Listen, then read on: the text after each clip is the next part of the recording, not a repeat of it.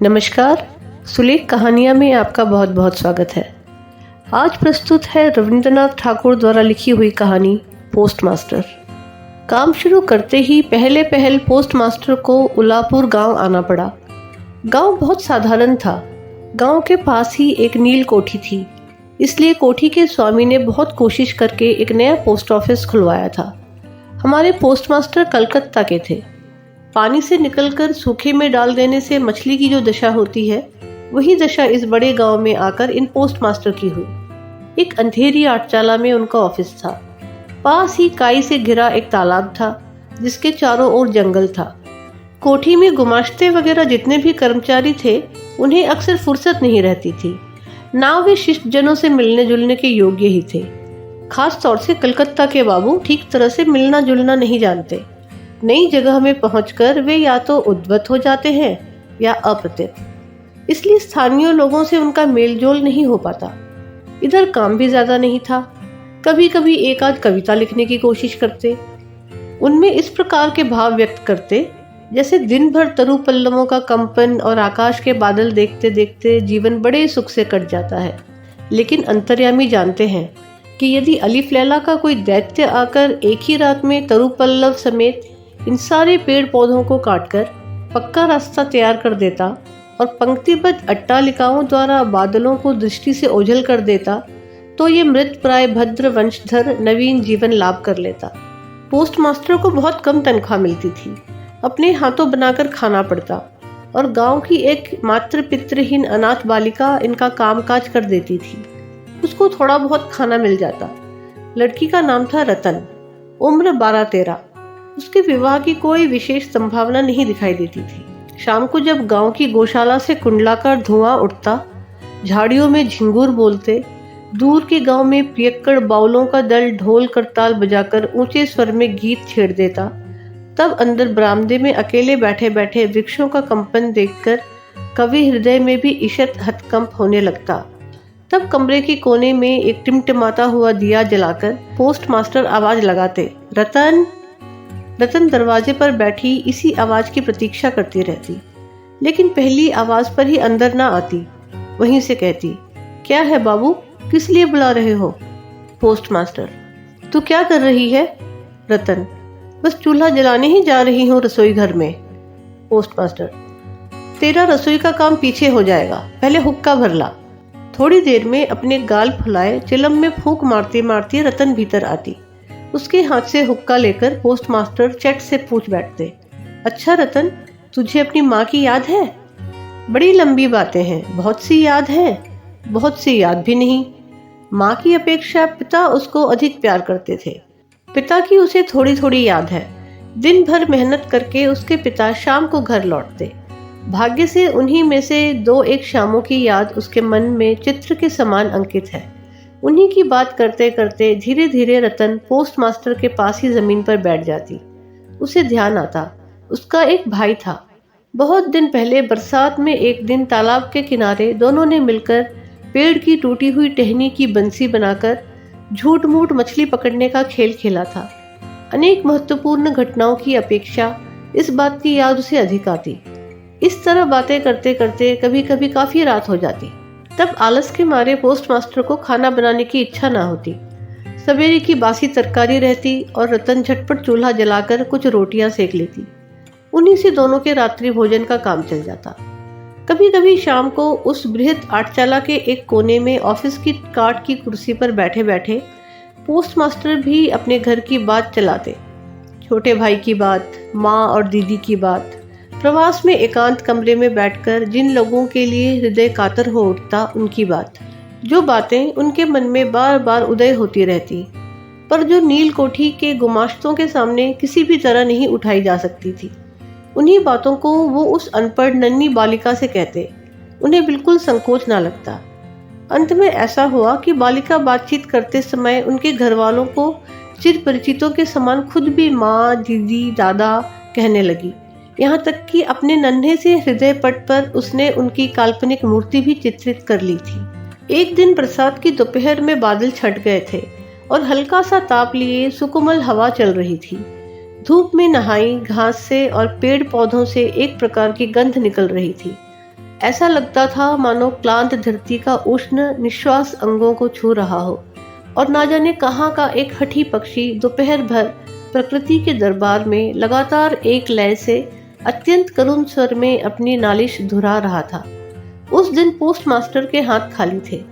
वर्षा के धुले लहलहाते चिकने मृदुल तरु पल्लव और धूप में चमकते पराजित वर्षा के भग्नावशिष्ट स्तूपाकार बादल सचमुच देखने योग्य थे। पोस्टमास्टर उन्हें देखते जाते और सोचते जाते कि इस समय यदि कोई आत्मीय अपने पास होता, हृदय के साथ एकांत संलग्न कोई स्नेह की प्रतिमा मानव मूर्ति। धीरे धीरे उन्हें ऐसा लगने लगा मानो वो पक्षी भी बार बार यही कह रहा हो, और मानो उस निर्जन में तरु छाया में डूबी दोपहर के पल्लव मरमर का भी कुछ ऐसा ही अर्थ हो। ना कोई विश्वास कर सकता, ना जान पाता, लेकिन उस छोटे से गांव के सामान्य वेतन भोगी उस सब पोस्टमास्टर के मन में छुट्टी के लंबे दिनों में गंभीर सुनसान दोपहर में इसी प्रकार के भाव उदय होते रहते। पोस्टमास्टर ने एक दीर्घ निश्वास लिया और फिर आवाज लगाई, रतन। रतन उस समय अमरूद के पेड़ के नीचे पैर फैलाए कच्चा अमरूद खा रही थी। वो मालिक की आवाज सुनते ही तुरंत दौड़ी हुई आई और हाफती हाफती बोली, भैया जी बुला रहे थे? पोस्टमास्टर ने कहा, मैं तुझे थोड़ा थोड़ा करके पढ़ना सिखाऊंगा। और फिर दोपहर भर उसके साथ छोटा अ बड़ा अ करते रहे। इस तरह कुछ दिनों में संयुक्त अक्षर भी पार कर लिए। सावन का महीना था, लगातार वर्षा हो रही थी। गड्ढे, नाले, तालाब सब पानी से भर गए थे। रात दिन मेंढक की टर टर और वर्षा की आवाज। गांव के रास्तों में चलना फिरना लगभग बंद हो गया था। हाट के लिए नाव में चढ़कर जाना पड़ता।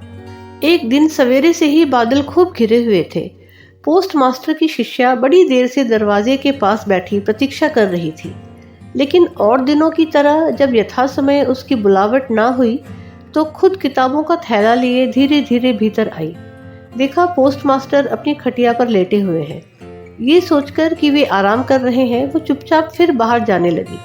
तभी अचानक सुनाई पड़ा, रतन। झटपट लौटकर भीतर आकर उसने कहा, भैया जी सो रहे थे? पोस्टमास्टर ने कातर स्वर में कहा, तबीयत ठीक नहीं मालूम होती, जरा मेरे माथे पर हाथ रखकर तो देख। घूम वर्षा के समय प्रवास में इस तरह बिल्कुल अकेले रहने पर रोग से पीड़ित शरीर को कुछ सेवा पाने की इच्छा होती है। तब तक ललाट पर शंख की चूड़ियां पहने कोमल हाथ याद आने लगते हैं। ऐसे कठिन प्रवास में रोग की पीड़ा में ये सोचने की इच्छा होती है कि पास ही स्नेहमय नारी के रूप में माता और दीदी बैठी हैं, और प्रवासी के मन की ये अभिलाषा व्यर्थ नहीं गई। बालिका रतन बालिका ना रही। उसने फौरन माता का पद ग्रहण कर लिया।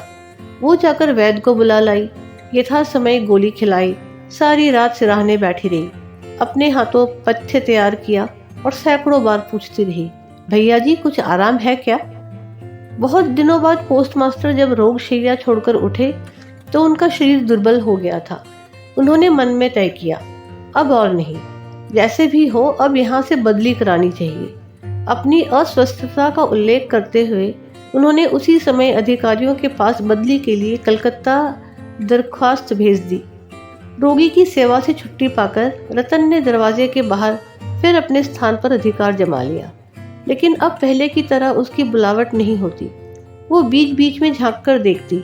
पोस्टमास्टर बड़े ही अनमने भाव से या तो कुर्सी पर बैठे रहते या खाट पर लेटे रहते। जिस समय इधर रतन बुलावट की प्रतीक्षा करती रहती, वे अधीर होकर अपने दरख्वास्त के उत्तर की प्रतीक्षा करते रहते। दरवाजे के बाहर बैठे रतन ने हजारों बार अपना पुराना पाठ दोहराया। बाद में यदि किसी दिन सहसा उसकी बुलावट हुई तो उस दिन कहीं उसका संयुक्त अक्षरों का ज्ञान गड़बड़ ना हो जाए, इसकी उसे आशंका थी। आखिर लगभग एक सप्ताह के बाद एक दिन शाम को उसकी पुकार हुई। कांपते हृदय से उसने भीतर प्रवेश किया और पूछा, भैया जी मुझे बुलाया था? पोस्टमास्टर ने कहा, रतन मैं कल ही चला जाऊंगा। रतन, कहाँ चले जाओगे भैया जी? पोस्टमास्टर, घर जाऊंगा। रतन, फिर कब लौटोगे? पोस्टमास्टर, अब नहीं लौटूंगा। रतन ने और कोई बात नहीं पूछी। पोस्टमास्टर ने स्वयं ही उसे बताया कि उन्होंने बदली के लिए दरख्वास्त दी थी, पर दरख्वास्त नामंजूर हो गई, इसलिए वे इस्तीफा देकर घर चले जा रहे हैं। बहुत देर तक दोनों में से किसी ने और कोई बात नहीं की। दिया टिमटिमाता रहा। और घर के जीर्ण छप्पर को भेदकर वर्षा का पानी मिट्टी के सकोरे में टप टप करता टपकता रहा। बड़ी देर के बाद रतन धीरे से उठकर रसोई घर में रोटियां बनाने चली गई, पर आज और दिनों की तरह उसके हाथ जल्दी जल्दी नहीं चल रहे थे। शायद उसके मन में रह रहकर तरह तरह की आशंकाएं उठ रही थी। जब पोस्टमास्टर भोजन कर चुके तब उसने पूछा, भैया जी, मुझे अपने घर ले चलोगे? पोस्टमास्टर ने हंसकर कहा, वाह, ये कैसे हो सकता है? किन कारणों से ये बात संभव न थी, बालिका को ये समझाना उन्होंने आवश्यक नहीं समझा। रात भर जागते और स्वप्न देखते हुए बालिका के कानों में पोस्टमास्टर के हंसी मिश्रित स्वर गूंजते रहे, वाह, ये कैसे हो सकता है। सवेरे उठकर पोस्टमास्टर ने देखा कि उनके नहाने के लिए पानी पहले से ही रख दिया गया है। कलकत्ता की अपनी आदत के अनुसार वे ताजे पानी से ही स्नान करते थे। न जाने क्यों बालिका ये नहीं पूछ सकी थी कि वे सवेरे किस समय यात्रा करेंगे। बाद में कहीं तड़के ही जरूरत न पड़ जाए, ये सोचकर रतन उतनी रात में ही नदी से उनके नहाने के लिए पानी भरकर ले आई थी। स्नान समाप्त होते ही रतन की पुकार हुई। रतन ने चुपचाप भीतर प्रवेश किया और आदेश की प्रतीक्षा में मौन भाव से एक बार अपने मालिक की ओर देखा। मालिक ने कहा, रतन, मेरी जगह जो सज्जन आएंगे मैं उन्हें कह जाऊंगा। वे मेरी ही तरह तेरी देखभाल करेंगे। मेरे जाने से तुझे कोई चिंता करने की जरूरत नहीं है। इसमें कोई संदेह नहीं कि ये बातें अत्यंत स्नेहपूर्ण और दयाद्र हृदय से निकली थी, किंतु नारी के हृदय को कौन समझ सकता है।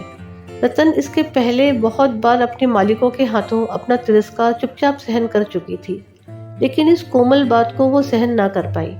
उसका हृदय एकाएक उमड़ आया और उसने रोते रोते कहा, नहीं नहीं, तुम्हें किसी से कुछ कहने की जरूरत नहीं है, मैं रहना नहीं चाहती।